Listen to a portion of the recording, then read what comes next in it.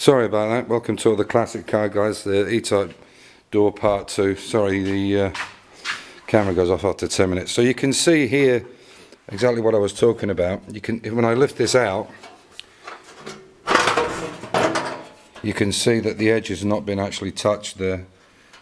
Yeah, and if you're really lucky, go for the areas where it's crimped round corners, and if with a bit of luck, if it's not been tack welded anywhere, you can actually get the bottom piece to slide off.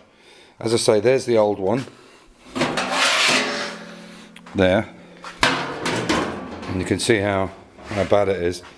Obviously what we'll do is sandblast this frame here, and then we'll prime it, and then we'll put sealer in where it's going in against the metal, and then crimp it. You can see there was a weld there, the welded here and here. There's another weld there, and I believe there was one right in the centre, which I've had to cut out. I think there's that one there, you can see. And what I use for that is this tool here. These are actually a brilliant bit of kit. You might have seen Sean C using one. I've had that for quite some time, but they're really good. I had an electric one, a Black & Decker thing, and it worked quite well, but the electrics, the air powered one's much better. But as I say, you can see that it was in pretty bad condition. So yes, so that's one that's off and done. So as I said, just try and cut a little bit at a time, little bit. You don't have to go crazy with it.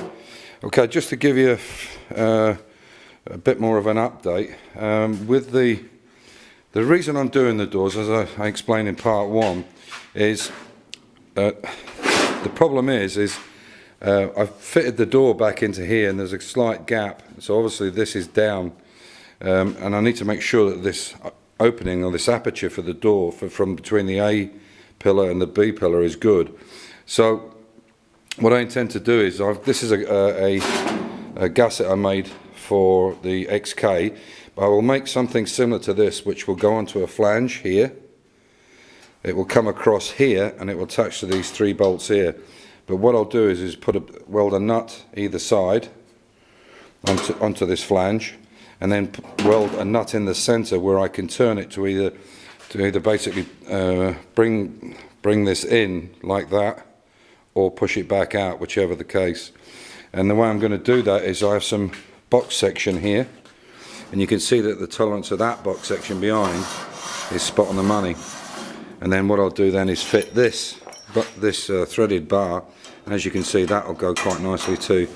Once they're cleaned up, them nuts will go straight into there, and then I'll make support bars and with that angle iron. So what the intention is to make one from here to here, to bring this in line and bring it backwards or forwards. Once I cut the bottom a little bit to relieve the tension on it, it's a little twisted, and then we'll build another one we'll put an angle iron piece on here, and it will come back to the back here.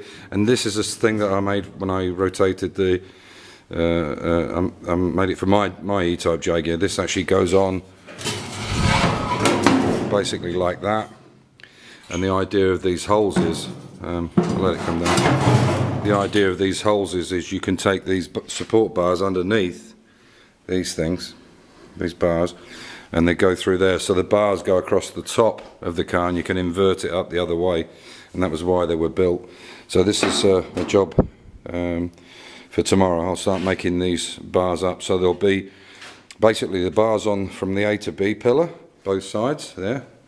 Then there'll be 2 bars going across from the back, and then there'll be a support going across, so one at the back here and one at the front, just to make sure it's all square, and the jig will keep it together.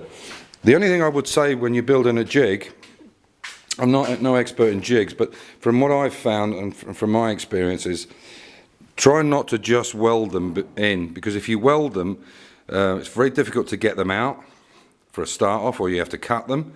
Try and make them so that you have something like this, like a box section, where it's boltable, but don't work on one bolt on like a hinge system, because that could be, the hole could be in the wrong position. You should have at least 2 bolts in it for a minimum, but unless it's in a straight line, of course. But try and make them so that you can actually move the things around. For instance, there's one here. This is in the XK 150, and you can see that what's been done here. This is attached down here, underneath there, on the side there, you can see, and then it's attached at the front. But you don't need to. You can see where these bolts are. You can actually leave this piece in, so you can see this is a box section, and then this one goes into it there. So what you do is you can lift it and actually pull it out, or you can. These are made so there is space in the front, if you like, so these can be pushed forward and then this can be lifted up. So, you know, try and make a jig so you can adapt it, because you never know. You know, for instance, if I needed to get into, I need to rebuild this section, for instance, and then if I have a jig that's made and it's welded and this is attached to here in some way, I can't get into it. I need to be able to make it so that these pieces can come off and you can work. So just bear that in mind when you're making a jig.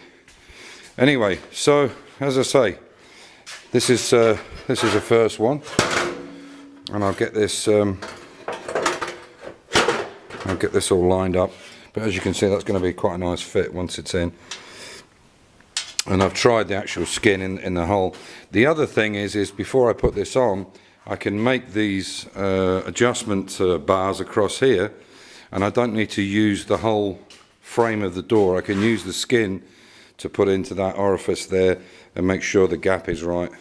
And that means what I can do is then adjust it and still put the skin back on, back onto it. So that's what my intention is.